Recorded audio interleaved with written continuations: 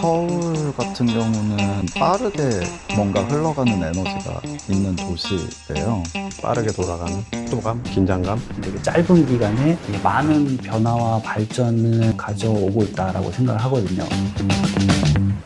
많이 뭐 삭막하다 뭐 그렇다고 얘기는 하지만 저에게는 굉장히 그냥 다정한 곳, 그냥 좀 친숙한 곳. 서울이라는 곳은 뭐 옛날부터 그랬지만 되게 뭔가 에너지가 되게 세요.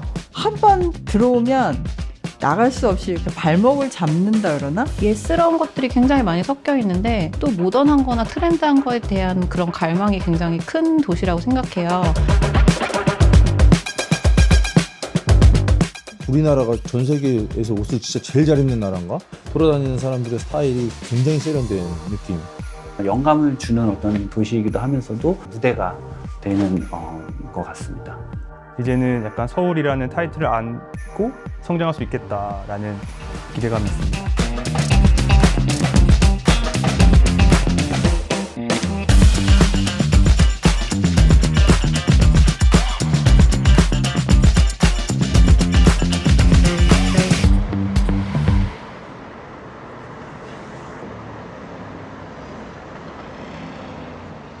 한국은 사실 약간 패션의 변방 같은 느낌이었어요. 예전에 이상봉에서 일을 할 때부터 해외 전시회에 참여를 해서 세일즈를 해봤었거든요. 그때 우리 부스 앞에 국적 표시에 막 북한 국기가 달려있고 이랬어요. 그러니까 정말 이 한국이라는 나라는 패션에서는 사실 알려지지 않았던 거죠. 저희 세일즈 시작한 게 해외 세일즈 시작한 게 2015년이었는데요. 한국 브랜드라고 말하면 오히려 별로 안 좋아하는 분위기가 있었어요. 사람들이 이제 유럽 브랜드인 줄 알고 들어왔다가 너네 어디야? 그러면 우리는 뭐 한국이고 서울 베이스야? 그러면 다시 나가는? 한국 베이스의 디자이너라는 부분에 대해서 해외 바이어들이 많이 경험치가 없다 보니까 선뜻 이제 저희 브랜드와 계약을 맺거나 아니면 저희 콜렉션을 수주하는 데서 좀 고민을 많이 하시는 것 같더라고요. 왜냐하면 뭐 생산에 대한 퀄리티라든가 아니면 배송에 대한 문제가 없는지 또 이 한국 디자이너가 얼마나 가치가 있는지에 대한 것들이 아직 경험치가 없다 보니까 그 정보도 없고. 근데 과거에 사실 제가 뭐 데뷔했을 때부터 사실 뭐 K-패션이라는 단어는 계속 썼던 것 같은데 지금은 정말 그 실질적으로 가장 드라마틱한 성장 그리고 관심을 받고 있는 때가 아닌가 싶어요. 왜냐하면 BTS라든지 뭐 오징어 게임이라든지 약간 뭐 이런 컬처들이 정말 뭐 전 세계적으로 이렇게 흥행을 하고 정말 이렇게 좀 이슈가 되면서 자연스럽게 패션도 주목을 받게 되고 되게 많이 변한 거를 너무 느껴요. 예전에 뭐 한국 브랜드들 와도 패션 위크에서 관심도 없었었고 어떻게든 기자 한 명 더 하려고 했었는데 요즘은 기자들이나 인플루언서들이 알아서 더 오고 보고 싶어하고 정말 위상이 많이 높아졌다고 느낀 게 한국 제품이라는 부분에 대해서 굉장히 신뢰감을 갖고 있고 그리고 한국의 어떤 그런 문화적인 그 결합들이죠. 한류 이런 부분하고 저희가 융합이 되면서 K-패션의 위상이 굉장히 많이 높아졌습니다. 뭐 어쨌든 유럽의 패션이 처음부터 시작을 해가지고 지금 글로벌 패션신에서 그들이 어떤 트렌드를 주도하고 있지만 그들 외에 새로운 어떤 스타일들에 대한 갈증들이 항상 있는데 그러니까 외국 해외 바이어들에게 이제 한국 디자이너는 사실 새로운 어떤 스타일의 제안이라고 받아들여지는 것 같아요.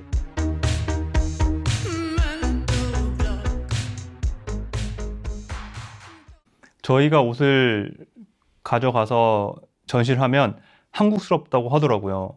근데 왜 뭐가 한국스럽지? 막 이런 생각을 막 했었어요. 예전에는 한복을 활용해서 뭔가를 해야 되고 혹은 뭐 한국 모티프를 가지고 디자인을 해야 한국스럽지 않나 뭐 이런 생각을 했었었는데 오히려 그냥 저희가 추리링을 가져갔는데도 한국스럽다 그러고 그런 것들 보면서 오히려 지금 이 서울 혹은 한국에서 가장 많이 소비되는 혹은 많이 입는 그런 옷들이 오히려 더 한국스럽다고 실제로 바이어들이나 외국 분들 느낄 수도 있겠다. 저는 한국 패션의 강점이 정말 트렌디하고 그다음에 굉장히 잘 흡수하고 그다음에 그것을 현대적으로 잘 해석하는 능력이 뛰어난 것 같아요. 한국 디자이너들.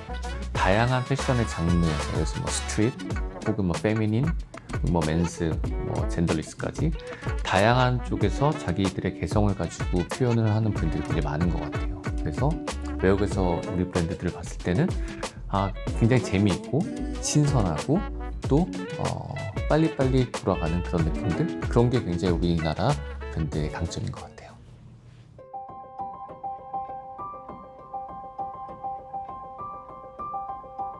디자이너기도 한데 전 대표기도 하잖아요. 그러다 보니까 제가 하고 싶은 거는, 제가 잘하는 거는 디자인인데 저는 오히려 정작 다른 부분에 되게 많이 신경을 써야 되더라고요. 시간이 지나면 지날수록 브랜드를 운영하는 데 있어서.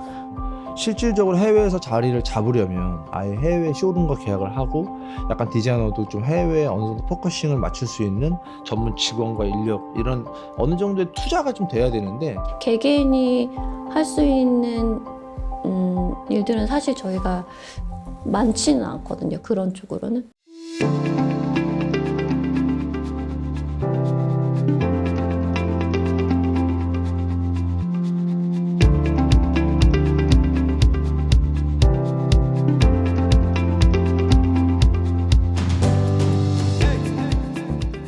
지금 온라인 B2B 지원해주고 있고, 팝업 스토어 같은 경우도 이번에 무이에서 하고 EQL에서 하고 그렇게 두 군데서 하는 걸로 알고 있어요. 디자이너들이 단독으로 할 수 없는 것들을 많이 할 수 있게 도와주시는 것 같아요. 약간 해외에서 유명한 편집샵에서 같이 팝업 스토어를 한다거나 아니면은 뭔가 프로젝트를 만들어서 그 세계적으로 알릴 수 있도록 이렇게 도와주시는 약간 그런 역할을 좀 해주시는 것 같아요. 그러니까 개인이 할 수 없는 것을 어쨌든 좀 큰 어떤 그런 에너지나 힘을 가진 곳에서 이렇게 백업 서포트를 해주면 디자이너들이 어떻게 보면 조금 더 날개를 달고 본인의 어떻게 보면 좀 더 창작을 할 수 있는 시간인 것 같아서. 지금 일단 코로나 이슈가 굉장히 크잖아요. 저희가 직접 수주회를 갈 수 없는 상황이거든요. 굉장히 많은 바이어분들이 상황이 굉장히 안 좋아졌어요. 그 상황에서 저희 혼자서 이제 하는 것보다는 아무래도 이런 프로젝트 참여하면서 도와주시는 것들, 또 홍보 같은 것들도 저희한테는 되게 많이 중요한 건데 그런 것들도 많이 도와주시니까 저희한테는 되게 감사하죠. 이번에 제가 처음으로 이제 텐스오블에 선정이 돼서 런던 패션 위크에서도 제 쇼를 보일 수 있게 되었고, 그러니까 저는 우리나라의 가장 큰 장점 중에 하나가 이런 서포팅하는 프로그램인 것 같아요. 특히나 텐스오블은 서울시를 대표하는, 서울 패션 위크를 대표하는 그런 사업이기 때문에 디자이너들이 많이 세일즈, 마케팅 이런 부분에 대해서 다 많은 도움을 받을 수 있을 것 같아서 같이 참여할 수 있게 돼서 너무나 기쁩니다. Can we just dance and forget about it?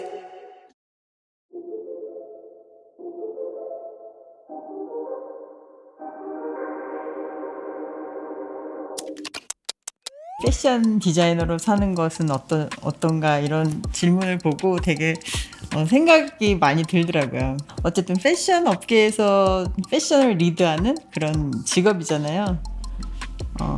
정말 할 일도 많고 괴로워요. 고민도 많고, 그리고 오래 하다 보니까 점점 더 두려움도 많아지는, 어쩔 때는 막 점쟁이가 돼야 되고, 어쩔 때는 진짜 체력이 정말 막 밤을 새야 되고 뭐 그런 일도 많고 힘든 직업인 것 같아요.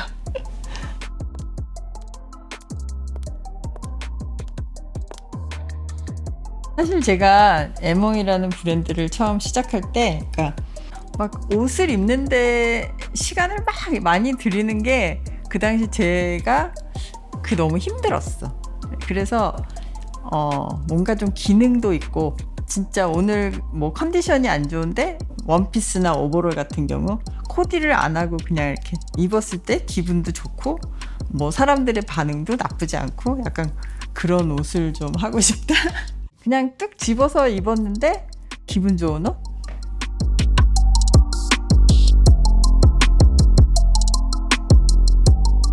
그러니까 패션이라는 그런 장르를 통해 가지고 이제 저희가 추구하는 어떤 가치라든가 또 저희가 하고 싶은 이야기들을 이제 전달하는 어떤 그런 하나의 방식이라고 생각들을 하는데, 새로운 컨셉을 혹은 또 새로운 스토리들을 고민하고 또 그런 것들을 연구하면서 패션 디자인을 통해 가지고 사람들에게 보여주고 그런 걸 전달하면서 새로운 경험들을 제공해야 되는 그런 부분들이 이제 저희들의 역할이라고 생각을 하고, 옛날 잡지라든가 패션 서적들을 많이 보면서 결국 옛날에 과거에 사람들이 좋아했던 어떤 양식이나 스타일들은 이제 분명히 그 이유가 있거든요. 그래서 저희는 그런 어떤 과거의 양식과 사람들이 좋아했던 그런 어떤 이유들, 그런 현상들을 저희들의 시각으로 그런 것들을 좀 재해석하면서 이제 저희들의 콜렉션에 그거를 잘 반영을 시키고 있고, 이제 좋은 디자인, 그리고 퀄리티 있는 제품, 그리고 좋은 원단을 가지고 이제 사람들이 오랫동안 입을 수 있고 즐길 수 있는 그런 패션 제품, 또 패션 콘텐츠를 만들 오랜 시간 그런 지속성을 갖는 게 이제 저희가 추구하는 어떤 제일 큰 가치라고 생각을 합니다.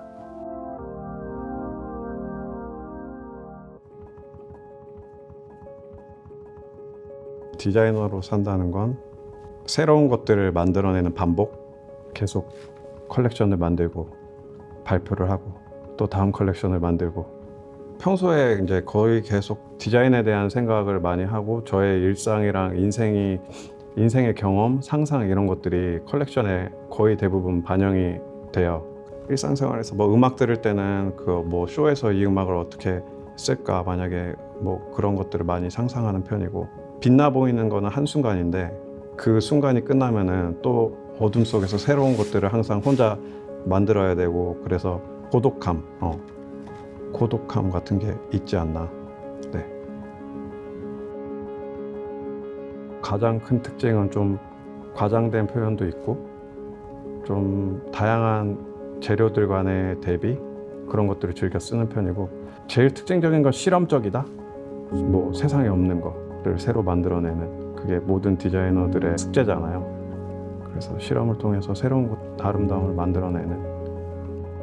제가 디자인 개발을 할 때 라인 디테일이라든지 텍스처 같은 거를 빠르게 좀 실험해보고 싶을 때 주로 빔 프로젝트를 이용해서 이렇게 라인에 실제 옷에 올라갔을 때의 모습을 빠르게 비주얼라이즈 해본다든지, 원단이라든지 어떤 실제로 라인을 이 위에다가 그려보기도 하고요. 상상했던 모습을 빠르게 비주얼라이즈 해볼 수 있어서 좋아하는 저만의 방식인 것 같아요.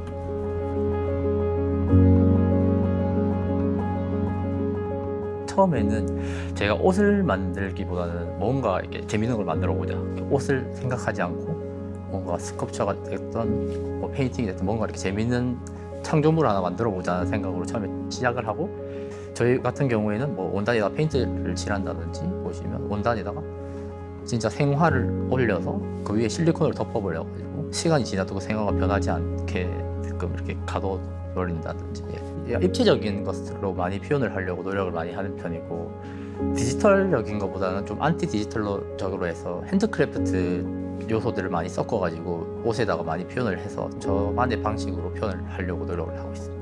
좀 약간 숨기고 보여주고 이런 걸 좋아해가지고, 저 브랜드 슬로건이 처음에는 Nothing Inside라는 슬로건으로 시작했는데, 그게 사람들의 궁금증을 좀 유발시키려는 그런 옷이에요. 그리고 제가 항상 패키지나 뭔가를 받았을 때 뭐 리스트 인클루시드나 이렇게 하면 뭐가 들어있을까가 제일 궁금한 거예요. 가먼트 백이 있는 그런 형태의 옷이에요. 이렇게 보시면 여기 저희가 Nothing Inside라는 브랜드 슬로건이 잡혀있는, 이거 이렇게 오픈을 하면 이렇게 안에서 이렇게 블레이저가 이렇게 나오거든요. 사람들에게 이렇게도 즐거움을 줄 수 있구나 하는 그런 디테일들을 이제 제가 이제 브랜드를 시작하면서 꾸준히 그런 디테일들을 개발하려고 노력하고 있습니다. 저는 항상 공포에 대해서 생각을 하거든요. 그래서 그 공포를 저만의 방식으로 다시 만들어내는, 런던에서 그 칼을 맞을 뻔한 적이 있거든요. 그래서 이제 심볼 같은 거를 넣어서 약간 주술적인 의미로 저를 지켜줄 수 있는 옷을 만들었었어요. 근데 그 옷이 도난을 당하고 그 다음에 브랜드를 하는데 원천이 된 그런, 사람들이 손으로만 만들어낼 수 있는 것들이 있거든요. 공장에 갔다 오면 나오는 것들이 있는데, 그런 물품들을 저는 자꾸 보다 보니까 저희만의 특별한 점이 없는 것 같아서 사람 손을 거치고 되게 오랜 시간 동안 만들어야 되는 그런 것들을 계속 만들어 가려고 하고 있어요. 그냥 맨날 새로운 거를 계속 접해야 되고 그러고 새로운 것들을 만들어 나가려고 노력하는 그런 것들을 계속 해나가는 일인 것 같아요. 옷 소재가 아니더라도 인테리어 소재들, 벽지 그런 것들도 많이 보러 다니는 편이에요.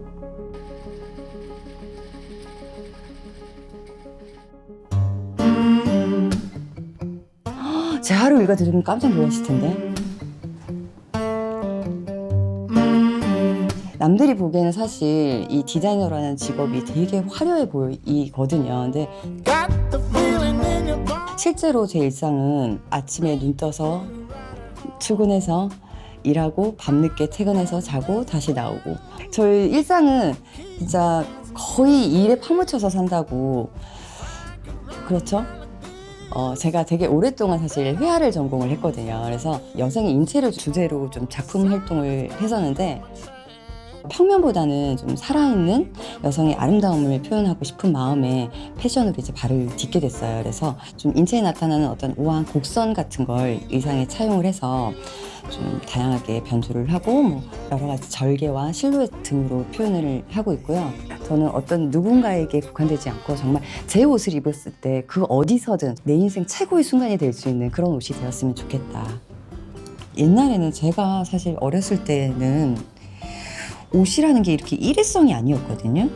내가 갖고 싶은 게 있으면 정말 용돈을 모아서라도 정말 그만큼 가치가 있는 제품들을 샀던 경험이 저는 있기 때문인지 사실 지금도 그래요. 근데 요즘 소비자들은 어떻게 보면 그냥 하루 입고 한 번 입고 버린다라는 생각들이 많으시더라고요. 그게 너무 저는 안타깝고, 옷을 그냥 어떤 소비한다라고 생각하지 않고 나를 표현하는 하나의 도구로 생각하고 정말 거기에 가치를 좀 주셨으면 좋겠어요.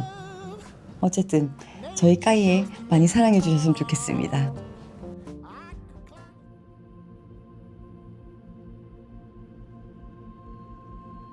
디자이너 브랜드라고 하면 좀 뭔가 어렵고 약간 되게 아방가르드하고 좀 난해하다고 생각하시는 분들이 꽤 많이 있을 수 있는데, 저희는 좀 더 쉽게 친근하게 막 어려운 옷보다는 조금 더 뭔가 입었을 때 예쁘고 입었을 때 좀 더 즐겁고 이런 옷들에 대해서 계속 생각하고 디자인하고 있거든요. 저는 뭐 꽃 같은 것들, 꽃들이 가진 색들 그런 것들 분석하면 좀 재미있는 배색들, 그렇지만 어렵지 않고 그냥 친숙한 배색이 나오더라고요. 그냥 저희 이름이 티백이잖아요. 티백, 뭔가 어떤 차에서 느껴지는 그런 감정, 그 차처럼 은은하게 그렇게 입는 분들을 물들일 수 있는 그런 브랜드가 됐으면 하고 있습니다.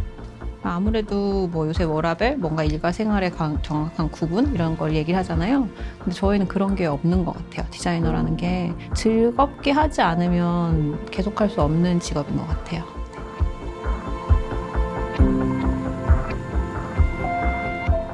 아메리칸 클래식, 약간 미국적인 어떤 클래식적인 무드와 그리고 그 안에서 아이비리그라든지 프레피룩이라든지 밀리터리라든지 이런 복식에 대해서 그거를 디자이너 고태용의 방식으로 재해석하고 약간 좀 위트 있게 보여주는 어떤 그런 무드들을 이제 사실 15년이라는 시간 동안 사람들한테 좀 각인시키고 싶어 했죠. 베스트셀러가 생기면서 정말 거의 100만 장 가까이 팔린 티셔츠가 있다 보니까 포커싱이 사실 그쪽으로 많이 쏠리는 건 사실이에요. 그래서 또 브랜드의 아이덴티티가 자연스럽게 개로 간 거죠. 굉장히 좀 아이러니하고 좀 어떻게 보면 좀 좋은 일이고 좀 숙제죠. 저한테는 계속. 또 지금의 현재 또 트렌드에 열광하는 어떤 그런 세대들이 또 그만큼 좋아하는 또 브랜드들의 어떤 특색이 있고, 근데 사실 그런 것들을 계속 쫓아가기보다는 과연 이것이 디자이너 고태용이 하고 싶은 이야기고, 그리고 내가 이 옷을 만들 때 가장 내 최대치를 뽑았나, 이거에 대해서 항상 생각을 많이 해요. 저희는 항상 시장 예측을 잘 해야 돼요. 다음 시즌 어떻게 하느냐에 따라서 그게 이제 비즈니스, 저희 매출로 연결이 되기 때문에 가장 저희한테는 민감한 부분입니다. 어떻게 다음 시즌에 히트할 상품들을 생각을 하고 소비자들의 반응까지 생각을 해서 제품을 생산을 하고 또 디자인을 하고, 그러니까 삶은 표현이다라는 모토를 저희는 가지고 있습니다. 그 얘기는 결국 개개인들이 자기의 삶을 표현을 하는 것들, 그리고 나의 개성은 무엇인지 이런 것들 표현하는 게 굉장히 저희는 중요하다고 생각을 해요. 제가 20SS 때 제주도 해녀에서 연가를 받아서 진행을 했어요. 그래서 물에 들어가서 느끼는 그런 컬러들과 느낌들을 영상으로 제작도 해서 오프닝 영상으로 틀기도 하고요. 오히려 사람들이 가지고 있는 어떤 감성적인 부분, 그런 느낌들에 저는 굉장히 많이 감탄을 하기도 하고 그런 데서 영감을 많이 받아요. 일단 저희가 그 시작 자체를 예술가들이 그리는 그림의 습작을 가지고 가방을 만드는 그런 얽힌 업사이클링 가방이 되게 시그니처 백이 돼서 성장을 했어요. 그걸 우리만 쓰지 말고, 작가들의 IP를 우리만 쓰지 말고 다른 브랜드들도 쓸 수 있게끔 아예 오픈하는 그런 사업 모델을 만들어보자, 그런 플랫폼을 만들어보자고 해서 소비자들이 구매를 할 때 저희 뭐 얽힌 로고티를 누르고 무지티를 누르고 그리고 좋아하는 작가의 작품을 누르면 이게 시뮬레이션 돼서 올라가요. 그거를 이제 조절해가지고 구매할 수 있는 그런 얽힌 캔버스 플랫폼을 통해서 25%에서 30%까지 이제 로열티를 드릴 수 있는 구조까지 만들었고요. 비단 뭐 리사이클링 소재 이런 것만 쓰는 선에서 한정된 그런 뭐 제조업체가 아니고 실질적으로 환경을 조성하고 시스템을 만들어 나가면서 상생을 하고, 저희는 이걸 재능순환이라고 좀 표현을 하거든요. 그렇게 만들어갈 수 있는 그림을 그리고 있고, 시작한 디자이너들한테만 하는 얘기가, 과거에도 패션 디자이너는 변화를 추구하는 사람들이었지만 현재도 그렇다. 근데 현재는 더 이제 나은 방향으로, 사회가 원하는 방향으로 변화를 좀 추구를 해야 된다. 뭐 당시에는 예쁜 옷을 만드는 게 사회가 원하는 거였다면 지금은 뭐 그 이상을 원하고 있으니까 ESG나 지속 가능한 혹은 환경적인 이슈 때문에라도 패션 산업의 구조 자체가 바뀌어야 한다라는 게 좀 제 생각이라서 좀 바꿔가고 있습니다.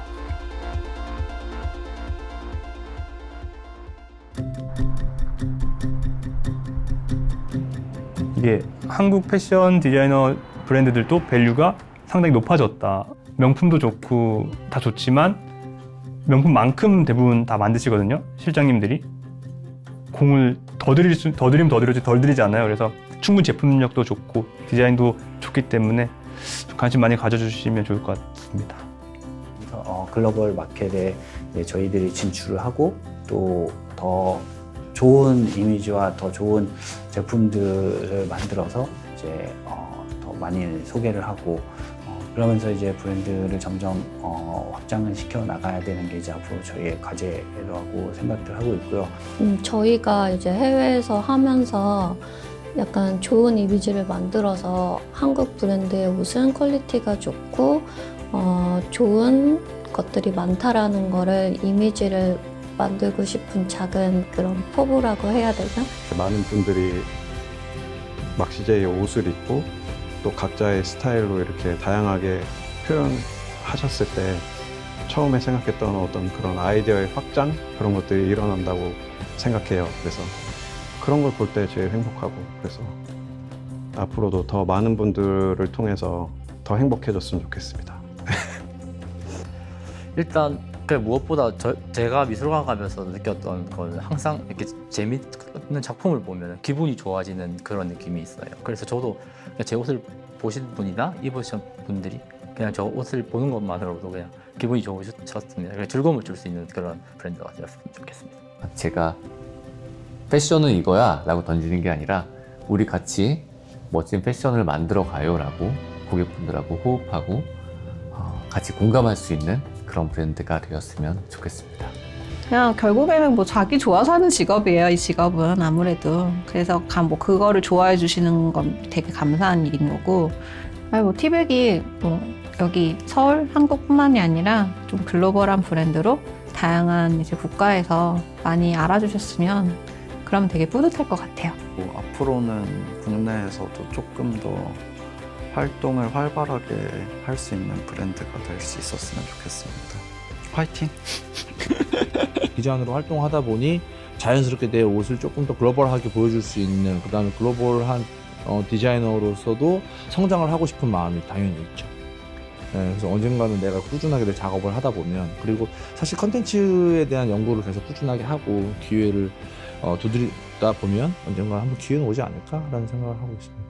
저희 까이에를 론칭을 하고 나서 우연히 사실 길거리를 이제 지나가는데 어떤 분이 저희 옷을 입고 가는 걸 제가 봤어요. 그때 얼마나 정말 설레이고 가슴이 쿵쾅쿵쾅 거렸는지 제 눈에는 광채가 막 나더라고요. 그래서 제 눈에만 그런지 모르겠지만 그런 광채가 가득한 사람들이 이 길거리를 가득 채웠으면 하는 게 제 바람입니다. 네. 제가 이걸 좀 쓰고도 조금 유치했는데 정말 그래요. 편집을 잘 하셔야 돼요. 좋은 사람으로 보이게 해주세요.